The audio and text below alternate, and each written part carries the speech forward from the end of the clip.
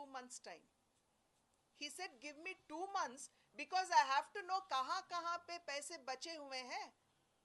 That is the bad situation that my state is in. So kindly don't think that there's extra that is being done.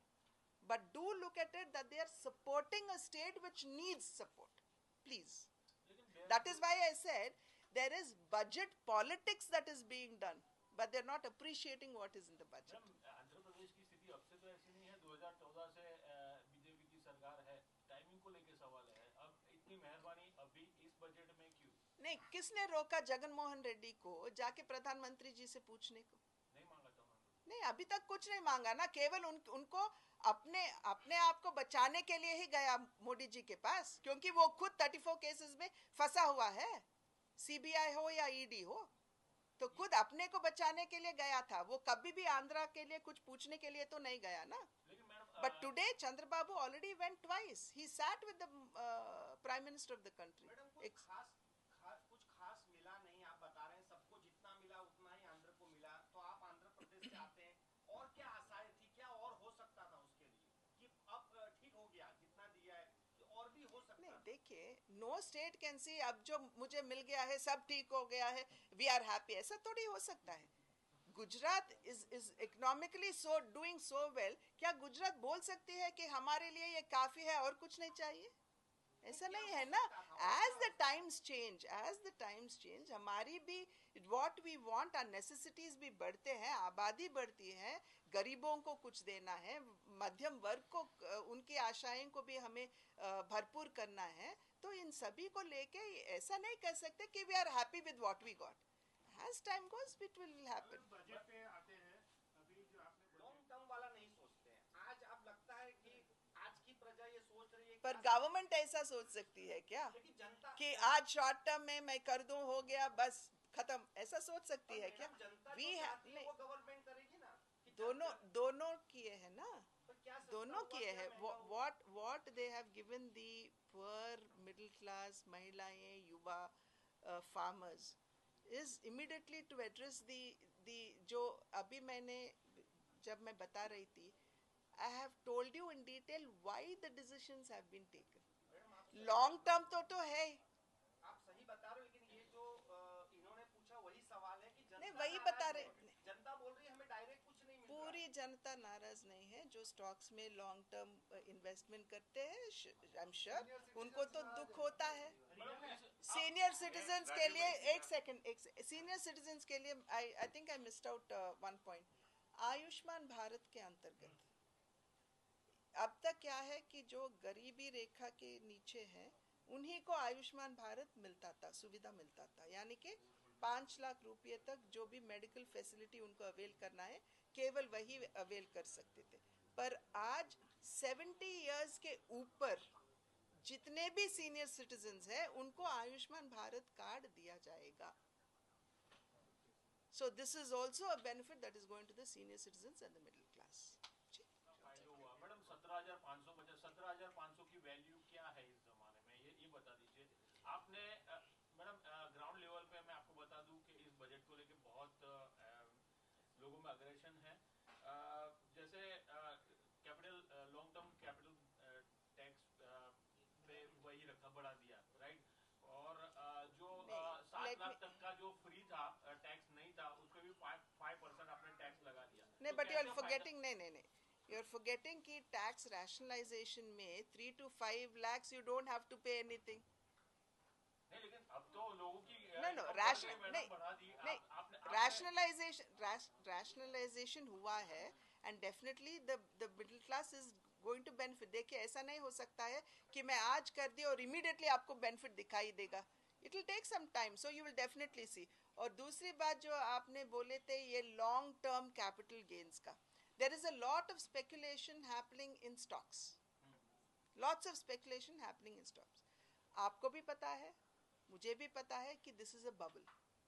The bubble is going to burst someday, जिसकी वजह से to keep the people and the population safe, ताकि वो फिर से जो हर्षद मेहता के time पे हुआ वो ना हो. मतलब आप लोगों को शेयर बाजार से दूर रखना चाहते हैं? नहीं, दूर कौन रख रहा है? We are saying don't speculate and then come back saying that we have lost. Short term में तो आपको कुछ उतना तो you are not losing much.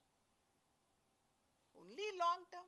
Madam, पहले जब बजट आता था, आम जनता आज भी बजट को यही देखती है। Now, why did she say 109 weather resilient crops? इसको भी हमें समझना है. Today, climate change is a reality. अभी हम देख रहे हैं कि we are having unseasonal rains और heat waves. और उसका प्रभाव पहले किस पर पड़ता है? हमारे कृषि क्षेत्र पर पड़ता है. एंड आज हम बात करते करते इस बात को भी हमें ध्यान में रखना है कि हर साल एक ऑस्ट्रेलिया की population we are adding to our country. So our production should increase. We should be able to give food security for our people. We are already 144 crore people and we are adding one Australia every year. So keeping all this in mind and keeping the climate change in mind, ये decision लिया गया कि we will emphasize on 109 crop and horticulture varieties which are weather resilient and which are high in productivity, which is very important. So हमें इसको स्वागत करना है. और साथ ही साथ में निर्मला सीतारामन जी रिसर्च पर भी जोर दिए थे. अभी तक हमारे कृषि विज्ञान केंद्र हैं and I cannot undermine the service that they have done. But today our research will have to be much higher than that. And we must ensure there is monitoring at every stage. यानी कि climate change है. Climate change Vadodara में बरसात इस समय से लेके इस समय तक होता है. तो तब कौन सा crop वहाँ लगाना है.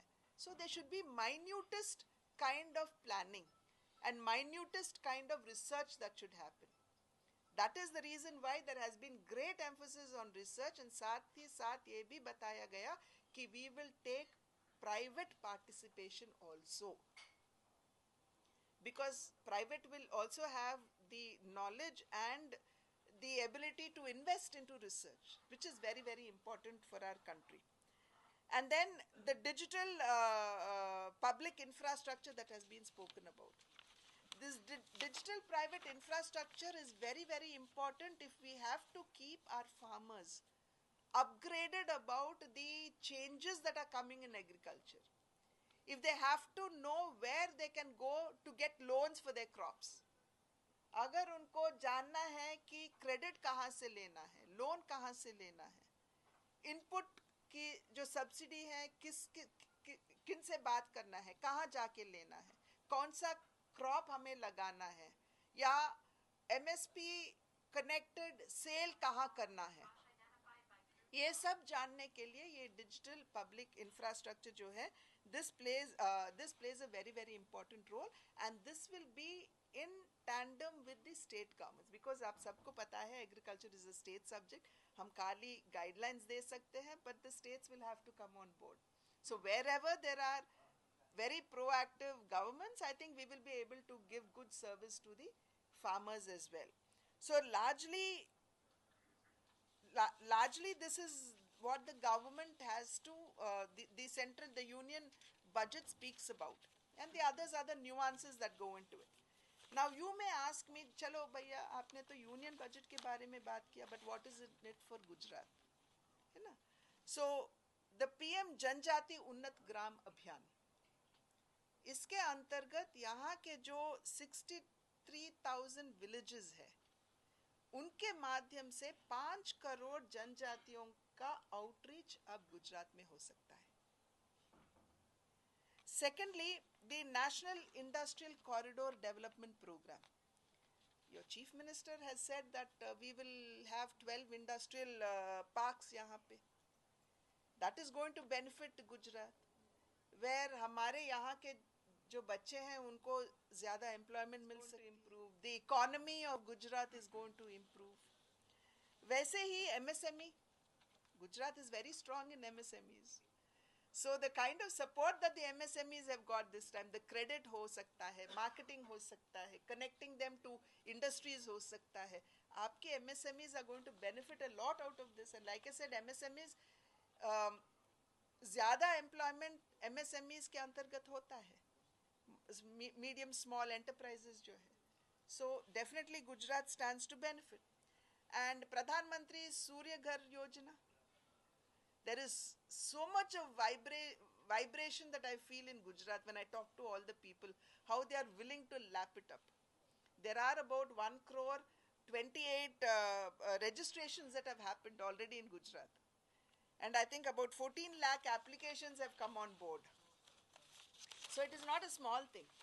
And to have such kind of power, yani ke power does not mean power in power terms, but power in terms of electricity, is going to bring in lot of industries, is going to bring in lot of investment to your Gujarat. When your power bills are low, people are going to come. Already your government is pretty proactive in this. And इसके अंतर्गत 300 unit तक 1 करोड़ जो यहाँ लोगों को मुफ्त में they can also avail electricity. And not only that, what electricity they produce, other than what they use, they can also sell to the grid. So they are not only manufacturing electricity, but they are also earning out of electricity. Angel tax. I do accept the good intentions with which Pranab Da had introduced the angel tax. वो जो हवाला होती थी, वो सब उनको थोड़ा उन पे रोक डालने के लिए वो लाया गया था. But अब जब we look at our young entrepreneurs जो startups के अंतर्गत आ रहे हैं, उनको एंजल टैक्स के माध्यम से बहुत भार उन पर पड़ रही है. They are unable to really gear up. So a removal of angel tax today, I think, is a very welcome move. And of course, gems and jewelry. आपका तो सूरत है यहाँ पे, and diamonds have been given a special attention here. So the cutting and polishing industry in Surat is really going to benefit out of this. And not only that, but gold, silver and platinum जो कम हुआ है. जैसे मैं महिलाओं से बात कर रही थी तो उनका कहना है कि we don't want to invest in stones, but we want to invest in gold. So there is a kind of, and gold has been part of our culture. So all of this actually gives a lot of benefit even for Gujarat. So it is not as if the budget has not taken care of any other state. The union budget, हमें ये बात समझना है कि जब union budget पेश किया जाता है तो वो किसी एक प्रदेश को नजर में रखते हुए इसको नहीं लाते हैं. पूरे देश को, for the benefit of the entire country. So it is true. देखिए, I think you will have to understand, जैसे I said, you have to understand the nuances of the budget. Let me tell you the narrative of Andhra. Because I am an Andhraite, I can explain it to you very well. 2014, our state was divided. Telangana and Andhra was created. Andhra does not have industries at all. We are an agrarian-based state with no revenues. We were a revenue deficit state of 23,000 crore when Andhra was created. And we did not, अगर आप देश में पूछोगे कि कौन से प्रदेश को राजधानी नहीं है, तो एक वॉइस में सभी बोलेंगे कि आंध्रा ही है. So is it wrong if the central government had said, I'm giving you 15,000 from bilateral institutions?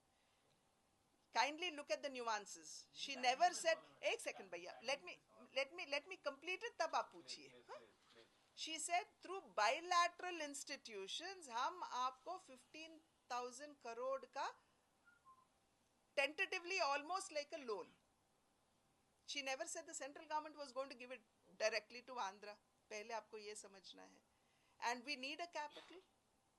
So we have to, and the reorganization bill says, अगर आप reorganization bill पढ़ोगे तो इसमें यही लिखा गया है कि राजधानी का निर्माण के लिए सेंट्रल गवर्नमेंट पूरा सपोर्ट देगी.